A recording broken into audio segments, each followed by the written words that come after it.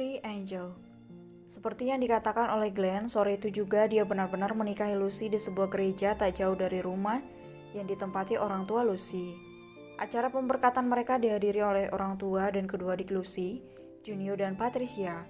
Gabrieli dan Ares juga ada Nyonya Clarissa dan Cira yang bertanggung jawab pada gaun pernikahan yang dipakai oleh kedua mempelai. Ella yang saat itu tidak bisa menghadiri acara pemberkatan Lucy dan Paman Glenn, nampak menitikkan air mata sambil menonton layar ponselnya. Ia ditemani oleh kedua mertuanya. Ella menyaksikan acara tersebut dari rumah sakit. Tadinya Ella sempat memaksa ingin ikut hadir di sana, tapi dia diancam akan disuntik mati oleh Dr. Jackson jika masih ngeyel. Alhasil sekarang dia hanya bisa menonton melalui sambungan video dari ponsel suaminya. "Kenapa menangis sayang?" tanya Leona sembari mengelus-ngelus rambut menantu kesayangannya.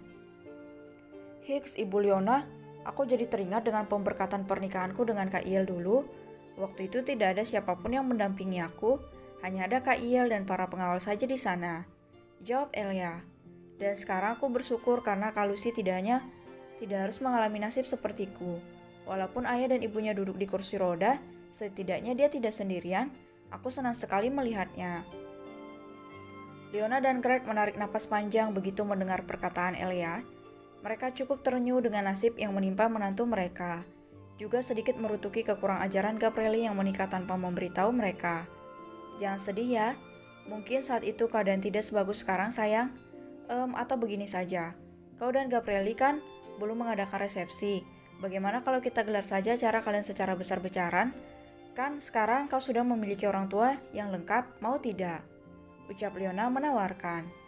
"Acara resepsi?" Elia meragu. "Iya, di negara ini belum ada yang tahu kalau kau adalah istrinya Gabrieli selain keluarga kita saja. Dengan menggelar acara resepsi, maka semua orang akan segera tahu siapa kau sebenarnya." "Tapi Ibu Leona, kalau aku menggelar acara resepsi pernikahan untuk sekarang ini, nanti teman-temanku jadi tahu kalau aku adalah istrinya Gabrieli Sakuelema. Setelah sembuh, aku kan akan langsung masuk kuliah. Aku tidak mau nantinya mereka mau berteman denganku hanya karena aku adalah istrinya Gabrieli, bukan karena aku adalah Elia," ucap Elia. "Ibu Leona, aku ingin memiliki teman yang tulus seperti Kak Lepi dan Kak Lucy. Aku tidak mau mempunyai teman yang bermuka dua." "Bukannya Lepi juga adalah teman yang bermuka dua ya?" ledek Greg. "Bukan ayah, Kak Lepi bukan orang yang seperti itu. Dia menjadi pelakor karena tidak mau berpisah jauh dariku," jawab Elia membela Lepi. "Kak Lepi itu sebenarnya sangat baik ayah, ibu. Dia bahkan rela mempertaruhkan nyawanya saat membantuku melepaskan diri dari kejahatan Dr. Jackson. Walaupun pertemanan kami di awal dengan kejadian yang tidak enak, Kak Lepi tetap tidak memandang rendah kepadaku saat tahu kalau aku tinggal di perumahan kumuh. Semua kebaikannya tidak bisa kulupakan. Dan juga Kak Lepi adalah satu-satunya orang yang mau berteman denganku waktu itu. Jadi maaf ayah, aku akan sangat marah kalau ada orang yang menjelek-jelekan Kak Lepi di depanku. Biarpun dia adalah seorang pelakor, aku akan tetap mempertahankannya sampai kapanpun. Aku dan Kak Iel sudah berjanji akan memelihara Kak Lepi dengan sangat baik." Greg dan Leona tergelak kaget mendengar ucapan Elia. Setelah itu mereka berdua tertawa terbahak-bahak. "Hahaha, astaga Elia, jadi Lepi itu peliharaanmu dan Gabrieli ya?"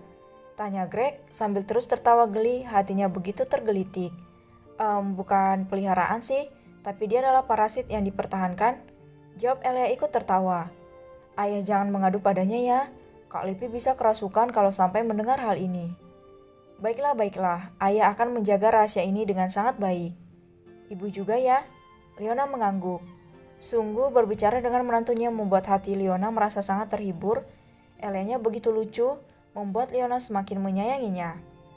"Oh iya sayang, apa Gabrieli sudah membelikanmu mobil baru untuk kau pakai pergi ke kampus?" tanya Leona. "Waktu itu aku pernah membeli mobil bu, tapi mobilnya dibawa kabur oleh Kak Lepi," jawab Elia jujur. "Dibawa kabur?" Elia mengangguk. Dia lalu menceritakan alasan Lepi membawa kabur mobil barunya. Kak Lepi bilang dia ingin memanas-manasi salah satu temannya yang suka sekali pamer.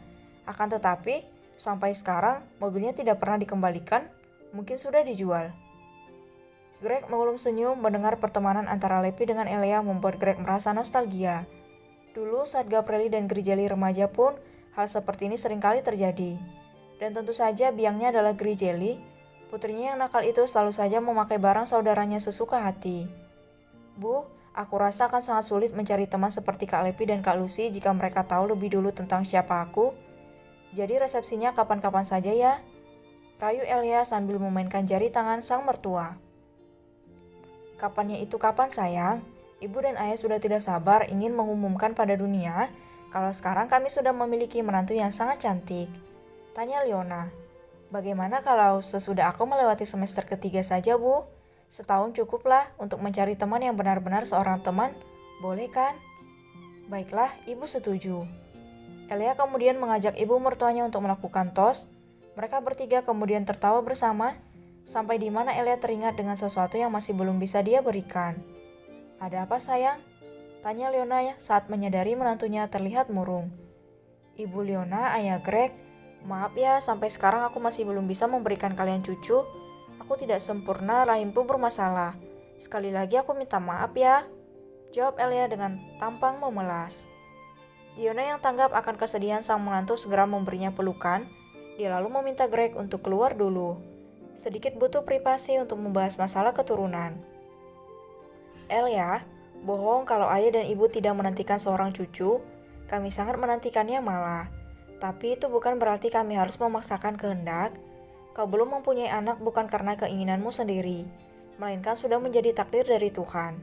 Tidak apa-apa, ibu sangat paham dengan kondisimu. Jangan sedih, oke? Terima kasih sudah mau memahami aku, Bu.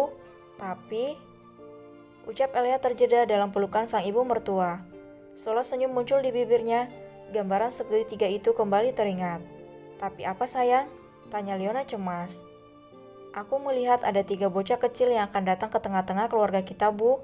Mereka bertiga sangat manis dan lucu. Mata Leona membelalak lebar. Dia mengurai pelukannya lalu menangkup wajah Elia dengan tatapan tak percaya. 3 pewaris? Iya, Bu. Itu selalu aku lihat setelah aku memaafkan Dr. Jackson. Jawab Elia. Apa ibu senang? Astaga sayang, kalau seperti ini namanya bukan senang lagi ya Tuhan. 3 Elia, 3. Elia tertawa melihat ibu mertuanya berlari keluar sambil berteriak memanggil sang ayah mertua. Tangan Elia kemudian bergerak mengusap perut, berdoa dalam hati semoga apa yang dia lihat bisa segera menjadi kenyataan. Triangle. Jangan lama-lama ya muncul di perut Mommy. Semua orang sudah tidak sabar ingin segera bertemu dengan kalian. Oh ya, nantinya kalian akan mempunyai 2 Daddy. Namanya Daddy Gaprelli dan Daddy Jackson. Mereka adalah pria-pria hebat.